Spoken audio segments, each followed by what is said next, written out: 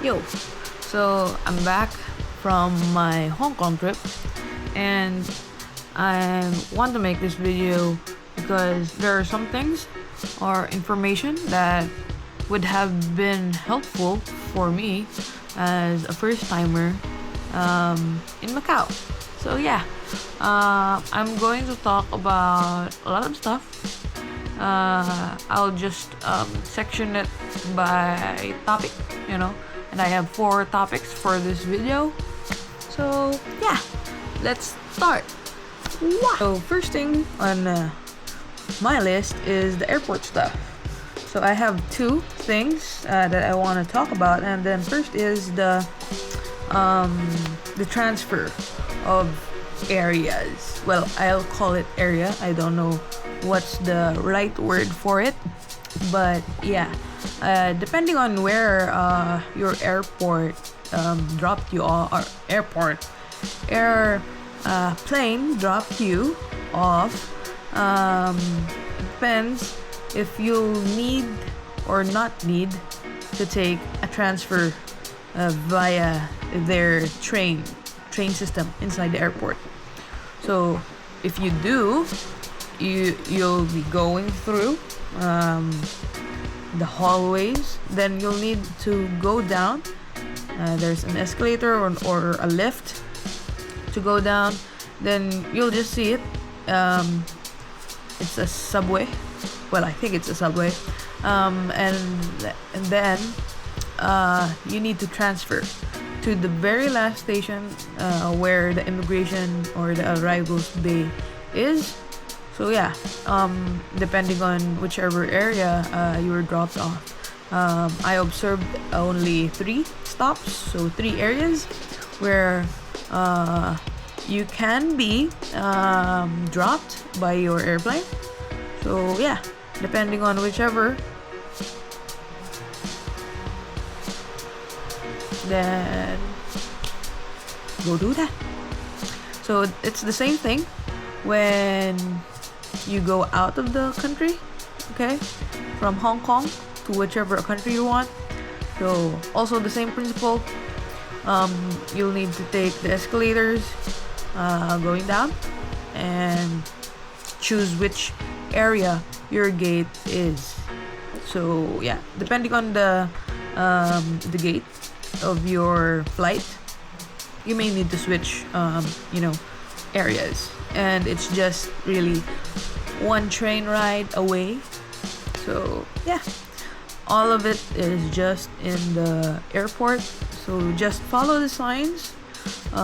So yeah, it's a good thing to know. Well, I know for myself that if I knew that, everything would have gone smoothly, much more. Okay, and then on to the last topic for the airport stuff is the airport website. They have an app, but I won't like, I'm not really an app person. It costs storage, and you need to download it. It's just a one-time thing. Just go to the website. I'll put it in the description below, the link to the website, but I'll also show it here in the screen. Okay, so the website is quite handy because that's how you can see, the info for your flight. So for arrivals, departures, a lot of things, but I mainly used it for my departure so that I won't need to go to the screen. There's a big ass screen listing all of the flights there, but if they have this, then just use this. It's easy. It's either the airline or flight number. It's easier if you use that. Then you'll see if you need to check in, which letter you should be in. Next is which terminal should it be, the gate, what gate it is, the status. So really all the flight things you need to know it's displayed there. So yeah, you can go find a comfortable place to lounge around, while waiting for your flight. Just check the website every so often for updates. Okay, so yeah. Next is Disney stuff. The magical place of Disney. So I didn't know this at the start. Okay, but what you really went to Disneyland for must be and should be the fireworks show. The fireworks show is amazing, and as anyone would want front views seats, right, to the fireworks show. So yeah, they put this, they sectioned it off. They sectioned the part where people can wait till the fireworks show start. Okay, so it's like, I'll just draw it here. I think I can, but so it's like, this is the fountain, right? And then there's a bush area there. Not allowed to. After that, you go up, and then there's an area there. They will put a line where people can wait before that, So wait there, because if you wait anywhere else, they're going to make you shoot. Okay, because it's not allowed to wait on the other side of the area, the sides part. No, I waited there and I got shooed away. So yeah, if you want front row seats, wait there. I already saw people lining up around maybe 6 p.m. The fireworks show starts at 8:30 p.m. So yeah, if you want to see or to have front row seats, it's a critical information to know, so that you know where you should be seated. Okay, so yeah, I don't think I saw that in any of the videos that I watched, but things you just learn through experience is how I'd put that into. So yeah. Okay, use the app also. It tells you what time the fireworks show starts. I think there's a ticket that you can buy so that you get, front row access, because the lady guard asked me if I did have a ticket, but I didn't. So yeah, that's something. Okay. Alright, so next thing is money stuff. So mainly it's just about banks, okay? So I did an experiment where I withdrew money from two banks, which is China Bank and also Hanseng Bank, both on the same day and just within the same hour. So yeah, so I'll put the details here for you to see also. So yeah, in my experience, I used Maribank to withdraw in Hong Kong. I don't have a Gcash card, so yeah, but I used Maribank. No other fees were deducted from my card when I withdrew from those two banks. So I tried withdrawing from Hanseng Bank because most of the train stations have them. Hanseng Bank is what mostly you can see in the train stations. So just for convenience sake, So yeah, um, the the bank didn't the bank there, didn't charge me with anything. And since I am using Money Bank, according to their policies, they also don't charge anything when you withdraw abroad. So yeah. And lastly, my last topic is more on transportation. So yeah, experience a lot in transportation system, you know. But let's start this off with octopus cards. So it's better if you have them.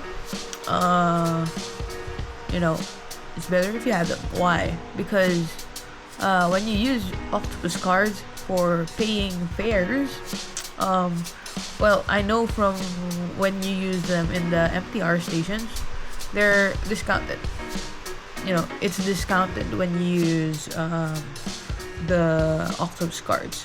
If you don't, they charge a different price. If you use your MasterCard or Visa card there, you can use them. Okay, you can use MasterCard or Visa, your credit cards or debit cards there.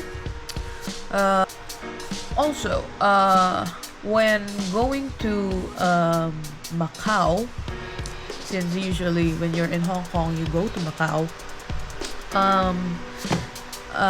for the bus, okay, you can use your octopus cards there. Just make sure that they do have the T-Union logo. I don't know if I can focus this. I'll just add a picture here. So make sure that they do have that, because other kinds of cards will not be accepted in Macau's transportation system. Okay, but this card, this specific card right here, is accepted in Macau's buses. Okay, in their transportation. So yeah, this thing is handy. Okay, you well, they won't when you're in Macau, they won't accept this in their grocery stores. So just a note, this is only for transportation when in Macau. But when you're in Hong Kong, you can use this to pay for a lot of things. Okay, transportation, restaurant, whatever. Okay, they have this payment method there. So yeah, going to Macau, you'll want to have this. It's easier. So yeah, and me, since I'm the first time there, I bought this, a Macau pass. Okay, so this costs 130 Hong Kong dollars.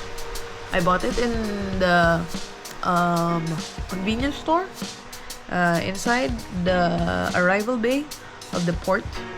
So yeah, I bought this. This can be used for transportation in Macau. I'll just show a picture here so that it's more clear. So yeah, it's used for transportation in Macau and also paying stuff in Macau. So you can also use this just like an octopus card in Hong Kong. You can use this in Macau to pay stuff.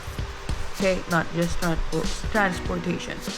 So yeah, just in case you want to collect cards, go. I'll still go with this. Okay, go with this when you're in Hong Kong and you're planning to go to Macau. Just withdraw from other ATMs there, or use your card when you're in Macau to pay stuff. But for transportation, use this. Okay, in Macau and Hong Kong. So yeah. They also have something here, RMB. I don't know what it's for, but yeah, I think in the mainland China you can also use this. Maybe don't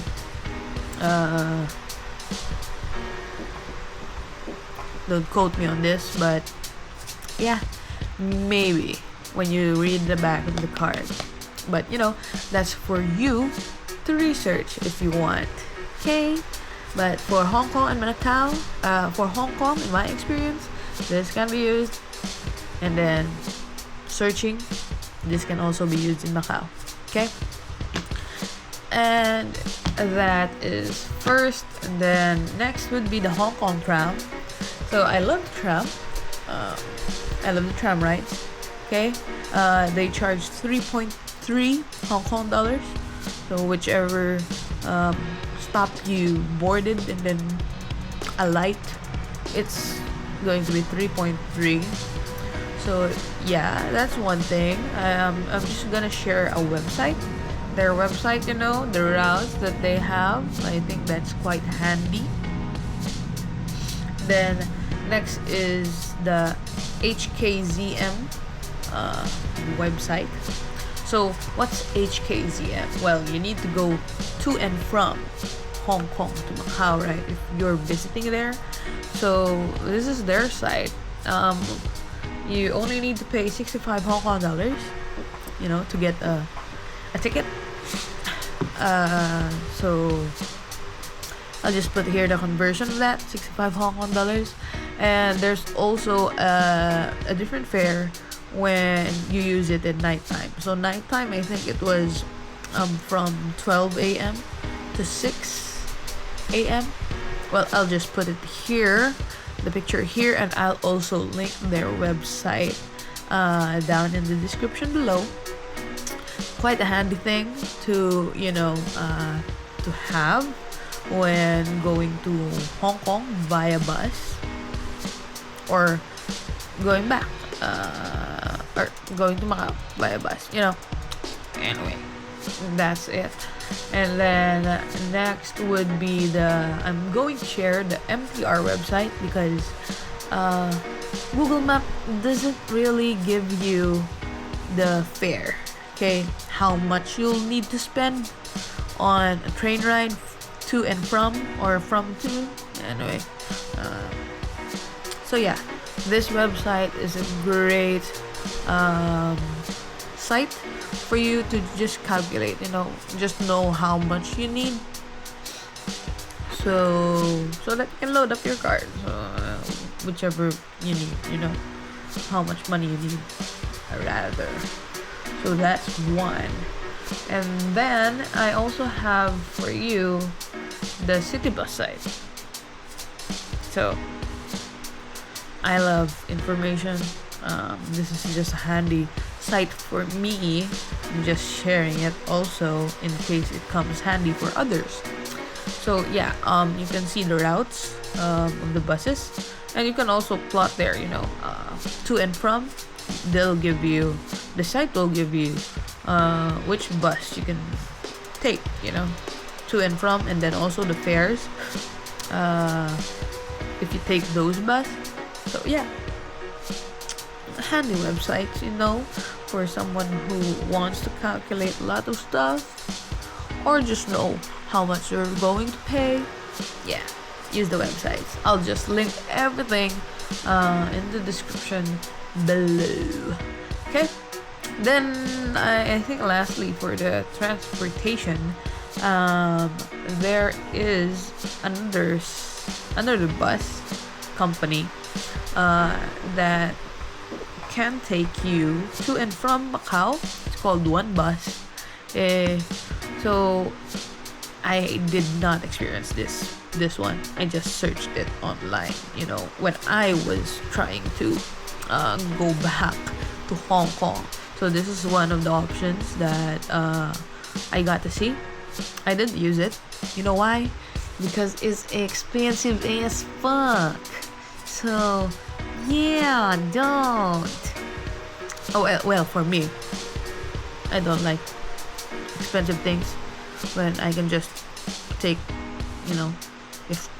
if it's just more time, then okay, I'll do that for cheaper. Okay, so yeah, it depends on you. I think the main advantage here, if you use this one over the other one, you don't need to go to the port. it's in the city, you know. You can just wait in one of the spots, then they'll just pick you up there. Okay, so they're in the website. I'll just show the website here, and then you can go there and go purchase your ticket if you want, or go to their concierge if you want, but yeah, those are just options for you. Every trip is unique, and you're the main decider. Is decider a word? I don't know, but you're the one who makes the decisions, so go. I'm just here to share what I learned from my trip. So yeah, I think we're good now. So yeah, just some bonus things, real quick. So the bonus thing is, don't buy water from anywhere else but the groceries in Hong Kong, because I won't pay water that's 7 Hong Kong dollars, 7 to 10 Hong Kong dollars. No thank you. Okay, I bought